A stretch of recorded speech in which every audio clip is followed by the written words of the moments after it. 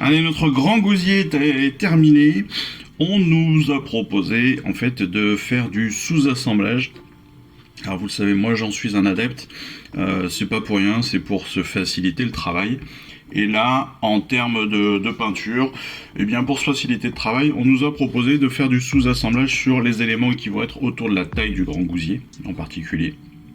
Et donc là, on a pris la vache, la massue, statue, et puis le squelette dans le gibet. Le reste, la figurine en elle-même, n'a pas forcément besoin d'être sur un sous-assemblage. On va sous-coucher notre figurine sur un Wraithbone ou sur une teinture blanche, si vous le faites à la bombe. Ça ira très très bien, et on va directement en fait ombrer notre figurine une fois cette sous-couche passée. Ce qui va nous permettre d'avoir une teinture tout de suite couleur peau. Ça va être assez rapide à faire. Maintenant, si vous le voulez plus mat, vous pouvez aussi le faire. On nous propose de le prendre du Catach & Flesh et puis du Reikland Flesh Shade et puis du Null Oil pour remplacer le Reikland en fait. Donc si je reprends le Catach & Flesh, où est-ce que je l'aurais mis? Le Catach & Flesh, donc on rappelle que le Catach & Flesh c'est un marron, ça va nous permettre de faire un gargant black en fait, tout simplement, plutôt que d'avoir un gargant blanc, typé blanc comme ça. Eh bien on pourra avoir un gargant un peu plus black, donc ça peut être tout à fait intéressant. D'ailleurs c'est une très bonne astuce aussi pour tous vos personnages. Si vous voulez faire des personnages avec une peau noire, eh bien le Catach & Flesh fonctionne très très bien, et après vous pouvez vous en servir comme base. Là, on nous propose en fait, toujours dans ces couches de base, de faire la barbe et la moustache de notre gargant avec de la Badon Black, et puis les différents détails de squelette, comme d'habitude, de dents avec le Wraithbone, les ongles, enfin voilà. Ça, c'est des choses assez classiques. Après, pour les vêtements, c'est un petit peu différent. Pour les vêtements, moi, vous le savez, je vous l'avais déjà expliqué quand on travaillait sur les Auruks. Moi, ce que j'aime bien, et en particulier sur des vêtements comme ça, qui sont en fait des rattachements de différentes matières, différentes textures de vêtements et différents types de vêtements différents. Oui, ça fait beaucoup de fois le mot différent. Et bien, ce que j'aime bien, c'est faire une couleur par partie. Et bien là, c'est exactement ce qu'on va nous proposer de faire. Donc avec de la Badon, avec de l'Incubi Darkness, avec du Baraknar Burgundy, ce qui va donner un petit camailleux, on va dire, des petites différences comme ça sur chacune des pièces, ce qui va faire en sorte que ils paraissent vraiment faits de briques et de broc, quoi. Voilà. La Badon Black, évidemment, pour l'oiseau perché, qui clairement ressemble à un corbeau ou une corneille. Et puis là, par contre, on va passer sur les détails très fins avec notre pinceau donc de layer S, par exemple. On va être sur toutes les coutures. On nous propose donc de repasser toutes les coutures en Wraithbone.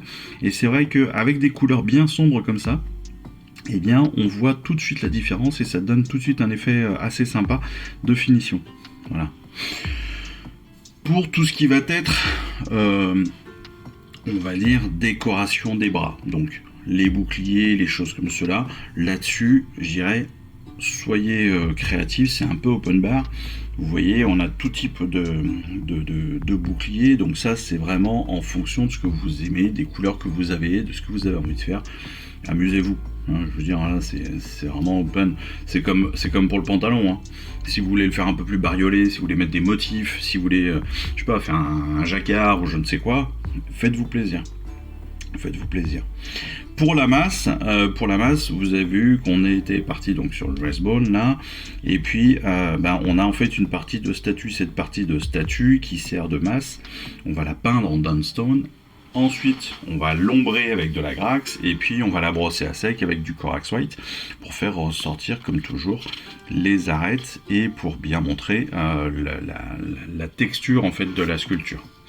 Voilà. La vache, bon là, c'est pareil. Si vous voulez vous amuser et faire une vache Milka violette, pourquoi pas. Je veux dire, ça c'est open bar, c'est à vous de voir. On va ensuite passer bien sûr au Catach & Flesh par contre. Et puis Oui, ou au Raceborn suivant la couleur que vous avez pris de base, mais on va passer au Catach and Flèche bien sûr, toutes les lanières, toutes les choses comme cela, hein, au niveau de la ceinture, au niveau du pantalon. On peut aussi les passer en Raceborn bien sûr, hein. Ça dépend encore une fois de la couleur de base que vous avez en dessous, si vous voulez bien la faire ressortir ou pas. Ça c'est vraiment à votre volonté, votre façon de voir la chose. Pareil pour le bois là-dessus on est sur du Catachan, maintenant vous avez d'autres teintures potentielles qui peuvent aussi tout à fait faire l'affaire. Les parties métalliques, bien évidemment les Belcher, mais pareil, la cage, la geôle, là on aurait pu aussi la faire sur du bronze avec du Rulner Brass, hein, bien sûr, ça aurait pu tout à fait passer. Les ombrages, vous le savez, très simple, du nul oil sur les parties assez sombre, sur les parties métalliques, ça fonctionne très très bien. On va passer sur le Lagrax aussi, sur les parties un peu plus claires, hein, un peu plus, parce que je rappelle que Lagrax on est sur du vert marron, le Nulol on est quand même sur du marron noir, l'Atonian sur du vert, le Reckland sur du rouge, le Skeleton Horde sur du blanc, blanc pastel, enfin blanc ocre. Voilà, donc tout cela, encore une fois, eh bien, tout dépend évidemment de la couleur que vous avez utilisée. Il ne faut pas juste prendre le fascicule, encore une fois, comme argent comptant. Tout dépend vraiment de la façon dont vous l'avez peint. Maintenant, les réaux. Les réaux, vous le savez, c'est pas encore quelque chose que l'on maîtrise totalement. Mais quand on voit cela, quand on voit cette idée de reprise et de réaux, eh bien, alors la reprise, on le sait, c'est simplement les corrections de peinture qu'on aurait pu rater. Un petit coup de pinceau raté, hop, on remet la peinture de base, et puis c'est reparti. Pour les réaux, on va venir donc utiliser soit la pointe de notre pinceau, soit le flanc de notre pinceau, pour venir éclairer des arêtes. Voilà. Donc que ce soit les arêtes extérieures ou les arêtes même à l'intérieur de nos surfaces. Par exemple ici, sur le pantalon, vous voyez qu'il a été noué. Et sur cette partie de tissu qui a été nouée, on va venir prendre les contours donc, de cette partie de tissu, mais aussi les arêtes du tissu, celles qui font vraiment comment ça s'appelle, je ne trouve plus mon mot qui font le décorum, qui font la texture, voilà, enfin voilà, vous avez bien compris ce que je voulais dire. Pareil pour le corbeau, avec le Dawnstone, vous allez pouvoir venir faire le contour des yeux, le contour de la tête, le dessus de la tête, mais aussi le contour des ailes. Ce qui va vous permettre d'avoir donc tout cela, ce qui va permettre de détacher tous ces éléments de la peinture de base, et donc donner encore une fois du relief et de la vie à votre figurine. Pareil pour le Slaanesh Grace, là sur le Ragnar Burgundy, ça fonctionne très très bien. Vous voyez, hop, on a fait le tour de toutes les arêtes, et puis enfin de tous les bords, et puis après on va repasser juste sur les arêtes, histoire de donner ce volume là que l'on recherche avec les réaux. Enfin, là sur ce t-shirt orange, et eh bien pareil, on va utiliser le Raceborn en fait.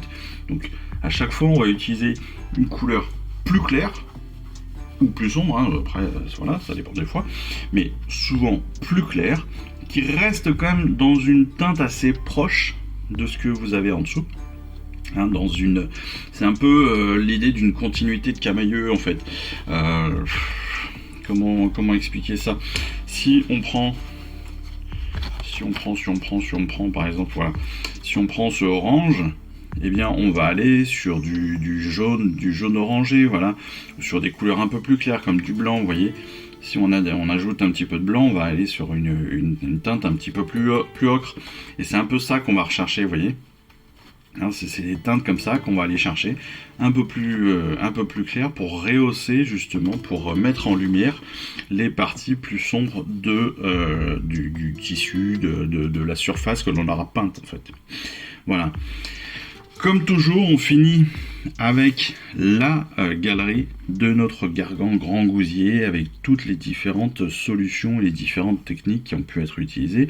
On voit vraiment toutes les différences.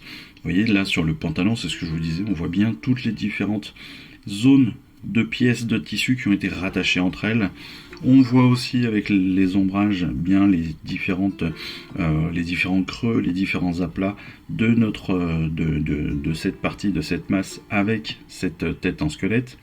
Sur le t-shirt de l'humain qu'il tient dans la main, on voit bien là, avec les rayos justement, ces arêtes, ça fait ressortir le tissu en lui-même, et même sur la peau, si on regarde bien, une fois que la peau a été ombrée donc avec le régland, on s'aperçoit qu'on a fait un glacis.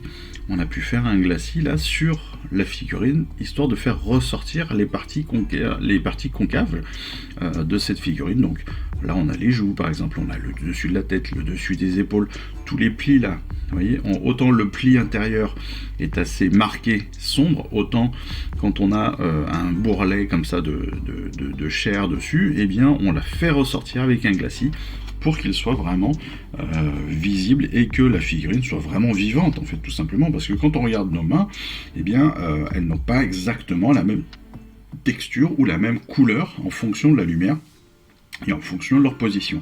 Et c'est vraiment ça qu'on va rechercher, vous voyez. Là, on va reprendre des choses comme cela. Donc la main, on va aller chercher, là, on a la lumière, donc on va l'éclaircir à ce niveau-là, alors qu'on va un peu moins l'éclaircir à ce niveau-là, parce que la lumière va moins ici que ici, tout bêtement. Et bien, c'est exactement ce que l'on a fait ici avec le glacis, et c'est ce que l'on a appris la semaine passée, donc dans le numéro 60. Voilà, encore une fois, des exemples donc, de peinture. Et vous voyez encore une fois ces rayons là qui ont été mis sur les bords des tissus ou sur les arêtes des tissus donnent cet effet vraiment vivant à la chose.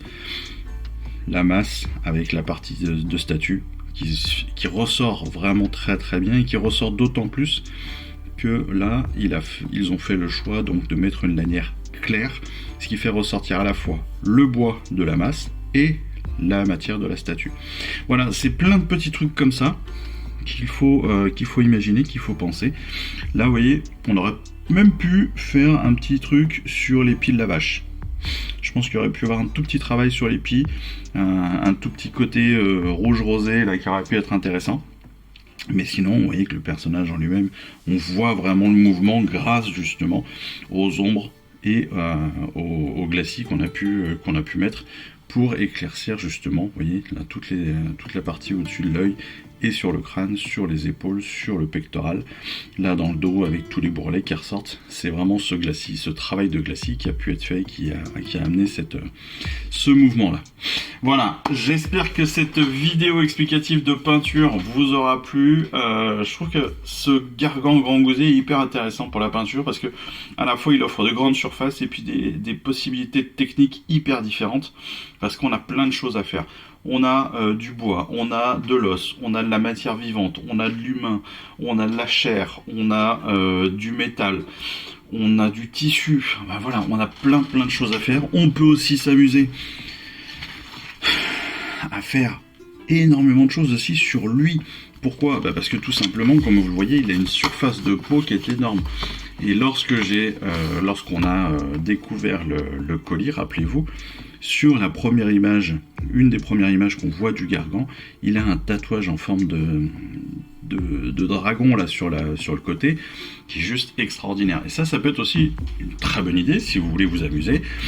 À tenter, pourquoi pas, de faire un petit peu de freehand, de faire un petit tatouage. Alors peut-être pas un dragon dans un premier temps, mais peut-être un truc un peu plus, je ne sais pas moi, polynésien, un peu plus chinois, pourquoi pas. Enfin, de toute façon, tout cela, c'est vous qui pouvez ou qui voulez potentiellement vous amuser avec ça.